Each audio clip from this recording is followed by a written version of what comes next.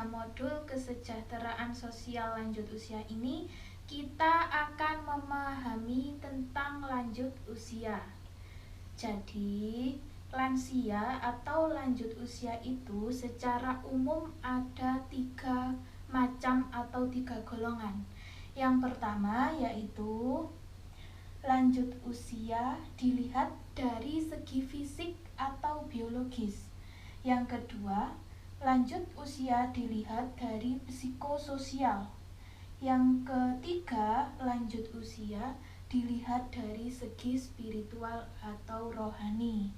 Yang pertama, dari segi fisik atau biologis, yaitu itu dapat kita lihat secara langsung bagaimana sih kondisi tubuh orang lansia itu, perubahan fungsi organ tubuhnya itu seperti apa.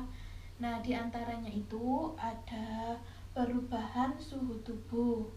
Nah, di sini perubahan suhu tubuh itu menyebabkan biasanya kulit orang yang sudah tua itu cenderung keriput.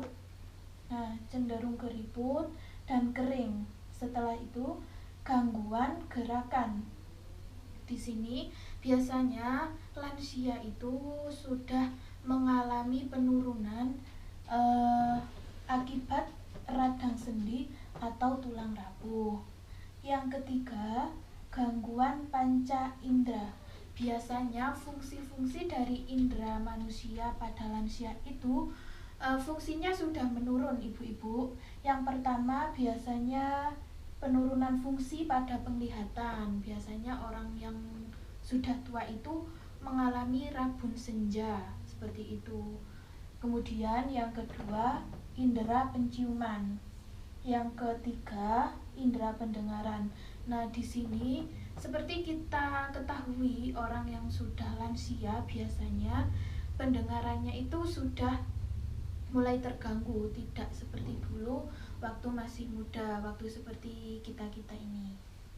Nah, yang keempat yaitu indera pengecap juga mengalami penurunan fungsi. Dan yang keempat, gangguan saluran kencing. Kencing tidak terkontrol lagi. Kemudian yang kelima, gigi mulai goyah atau tanggal. Misalnya di sini sudah sulit untuk mengunyah makanan-makanan yang keras karena gigi-gigi pada orang tua itu biasanya cenderung sudah berkurang deh. Nah, di sini biasanya itu orang tua itu ompong. Nah, yang terakhir, munculnya penyakit Alzheimer, kepikunan, stroke, darah tinggi, radang sendi, dan lain-lain. Kemudian yang kedua yaitu lansia dilihat dari segi psikososial. Psikososial yaitu diri dan hubungannya dengan orang lain. Biasanya orang yang sudah lanjut usia itu mengalami perubahan emosi. Misalnya muncul depresi, cemas dan ketakutan. Contohnya seperti perubahan fisik dan fungsi organ tubuh.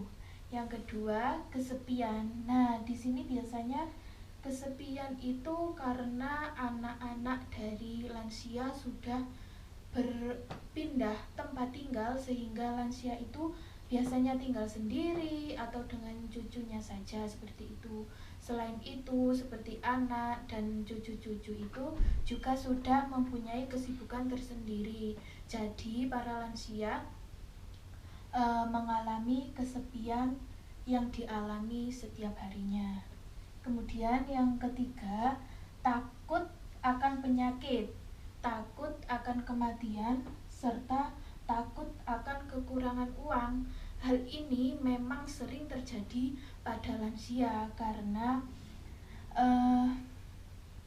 memang hal-hal itulah yang akan terjadi, seperti kematian yang sudah di depan mata, seperti itu.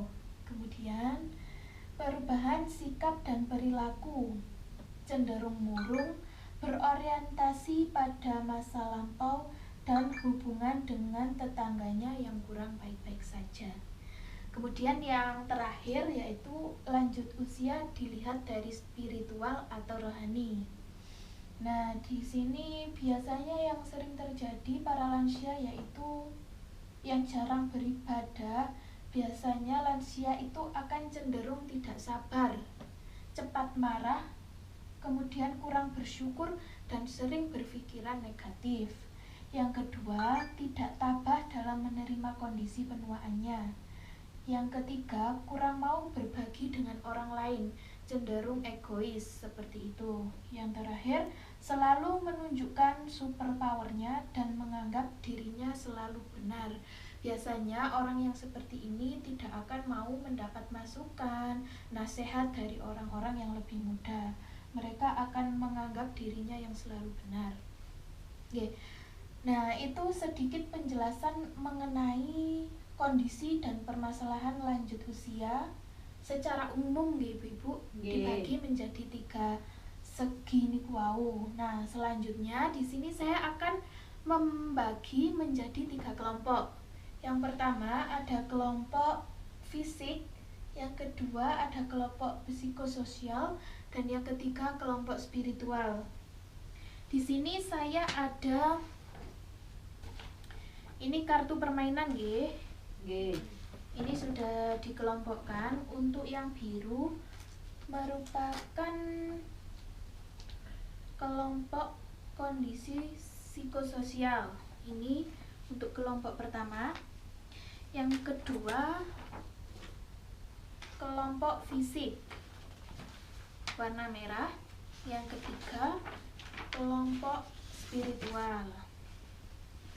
Oke, selanjutnya kita akan melakukan permainan dengan masing-masing kartu permainan ini.